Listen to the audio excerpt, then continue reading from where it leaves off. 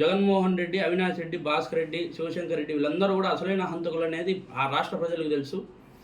కానీ ఈ రోజున ఒకప్పుడు 2019లో సానుభూతి పొందేదానికి అందరి ప్రజల మనసులో ఒక సింపతి అని క్రియేట్ చేసుకునేదానికి అత్యంత సన్నిహితునిగా, బంధువుగా ఉన్న సొంత బాబాయిని వివేకానంద రెడ్డి గారిని అత్యంత కిరాతకంగా హత్య చేయించిన జగన్మోహన్ రెడ్డి ఈ రోజున ఈ అడ్డంకులు సృష్టిస్తూ ఉన్నాడు.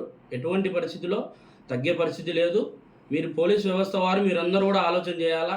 ముఖ్యంగా మీకే నేను రిక్వెస్ట్ చేస్తూ ఉన్నా, నా పర్మిషన్లు ఏవైనా కూడా మీరు అడ్డంకులు దయచేసి వేయొద్దని చెప్తా ఉన్నా. ఎందుకంటే ఈరోజు రేపొద్దున మేము పోరాడాల్సింది కూడా మీకోసమే. ఈరోజు మీలాంటి వ్యక్తులు ఎంతోమంది డిపార్ట్మెంట్ కావచ్చు, ప్రజలు కావచ్చు, మీలాంటి వ్యక్తుల కోసం ఖచ్చితంగా కూడా పోరాడతాము. దాని గురించి ఇబ్బంది లేదు. ఈరోజు మీకే టీఏలు డిఏలు ఇవన్నీ కూడా మీకు వేయకోకుండా మిమ్మల్ని మోసం చేసి మాటలు చెప్పుకొని బతికే జగన్మోహన్ రెడ్డి మేలంటారా? లేకుంటే మంచి పేరు ప్రఖ్యాతలతో మంచిగా ప్రభుత్వాన్ని నడపాలా, మంచిగా పోవాలా అనే మా పార్టీ మేలంటారా? మీరు ఒకసారి ఆలోచన చేయండి. జై భీమ్రావ్ భారత్ పార్టీ గురించి కూడా మీరు ఆలోచన చేయాలా. ఖచ్చితంగా కూడా మంచి చేయాలనే ఆలోచనతోనే ముందుకు వస్తూ ఉన్నాము.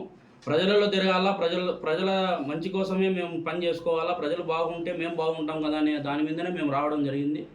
ఈ రోజున ఇన్ని అడ్డంకులు సృష్టించి అవినాష్ రెడ్డి అనే వ్యక్తి కావచ్చు, ఇంకోరు కావచ్చు, మొన్న ప్రెస్ మీట్ పెట్టి ఏదో సునీతమ్మ గారికి నాకు చీకటి ఒప్పందం అంట. ఆ చీకటి ఒప్పందం ఈ రోజున బయట పెట్టినా అవినాష్ రెడ్డికి నేను సవాల్ విసురుతాండా.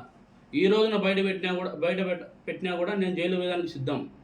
ఆ విధంగా నేను ఎన్నోసార్లు సవాల్ చేసిన, ఈరోజు కూడా చేస్తూ ఉండా. 24 అవర్స్లో ఆ చీకటి ఒప్పందం ఏందో నువ్వు బయట పెట్టు, నేను జైలుకు పోతా. లేకుంటే అన్నీ ఒప్పుకొని నువ్వు లోపలికి పోతావా అని నేను ప్రశ్నిస్తూ ఉండా. జగన్మోహన్ రెడ్డిని కావచ్చు, అవినాష్ రెడ్డిని కావచ్చు, భాస్కర్ రెడ్డి వీళ్ళందరినీ కావచ్చు నేను సవాల్ విసురుతాను ఇదే మాట. ఎందుకంటే ఈ రోజున ప్రతి ఒక్కరు బీద ప్రజలు కావచ్చు, ప్రతి ఒక్కరు కూడా నష్టపోయిన వాళ్ళే. ఆ రోజున ఈ 5 ఏళ్లలో ఎంతోమంది ప్రజలు, నాలాంటి వ్యక్తులు ఎంతోమంది ప్రజలు ఇబ్బందులు పడే పరిస్థితిలో ఈ రోజున మనకు మంచి అవకాశం వచ్చింది. ఓటు అనే పేరుతో గద్దె దించాలా జగన్మోహన్ రెడ్డిని 100%. గద్దె దించి మనమేందో మన ప్రజలతో పెట్టుకుంటే ఏమవుతుంది అని చెప్పేసి జగన్మోహన్ రెడ్డికి మనం బుద్ధి చెప్పాలా ఖచ్చితంగా కూడా. అదందరూ కూడా మీరందరూ ఆలకిస్తారు అనుకుంటున్నా. ఖచ్చితంగా కూడా మీరు ఎన్నో విధాలుగా ఎన్నో రకాలుగా నన్ను ఇబ్బందులు పెట్టినా కూడా జగన్మోహన్ రెడ్డి